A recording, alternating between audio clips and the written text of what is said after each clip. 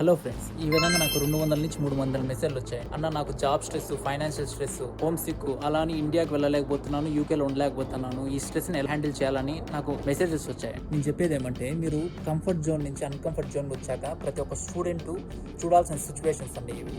కాకపోతే ఏమంటే, కొందరు ఎక్కువగా, కొందరు తక్కువగా ఈ స్ట్రెస్ని ఎందుకు ఫీల్ అవుతారంటే, కొందరు ఆల్రెడీ ప్రిపేర్ అయ్యి వస్తారండి. ఆల్రెడీ ఇక్కడ సిచ్యువేషన్ తెలుసుకొని వస్తారు. కొందరు ఏమంటే, వాళ్ళ ఫ్రెండ్స్ సూపర్ మార్కెట్ వెళ్తూ ఒక పిక్ స్పార్క్ కార్ తీసుకుంటే వాడు యూకేలో ఎంజాయ్ చేస్తున్నారు, మనము వెళ్ళి ఎంజాయ్ చేద్దామనే మైండ్ సెట్తో వస్తే ఈ విధంగా ఎక్కువగా స్ట్రెస్ ఫీల్ అవుతారండి. వాడు వేర్ హౌసెస్లో పనిచేస్తూ కొన్ని మైల్స్ అప్పుడప్పుడు నడుచుకుంటూ వెళ్తే ఈ విధంగా ఎన్నో కష్టాలు పడి ఉంటారు. అవన్నీ పిక్స్ పెట్టరండి.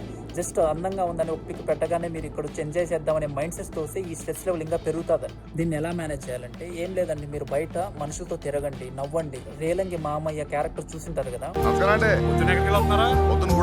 చూసుకుని ఇంటికి వెళ్తున్నా.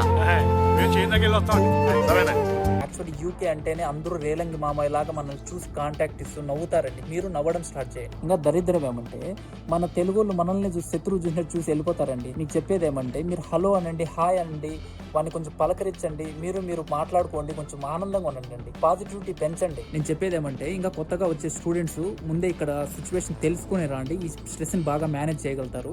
ఇక్కడ ఉన్న వాళ్ళు బయటికి వెళ్ళండి, మనుషులతో తిరగండి, హ్యాపీగా ఉండండి. ఫైనల్ గా మన తెలుగుని సపోర్ట్ చేస్తూ ఒక పాజిటివ్ కోట్ ని నేను కామెంట్ లో పెడతానండి. అదే విధంగా మన తెలుగు వాళ్ళ కోసం మీ దగ్గర ఏదైనా ఒక పాజిటివ్ కోట్ ఉంటే కామెంట్ లో పెట్టండి. వాళ్ళు చూసి కొంచెం మోటివేట్ అవుతారు. Be strong, all the best అండి.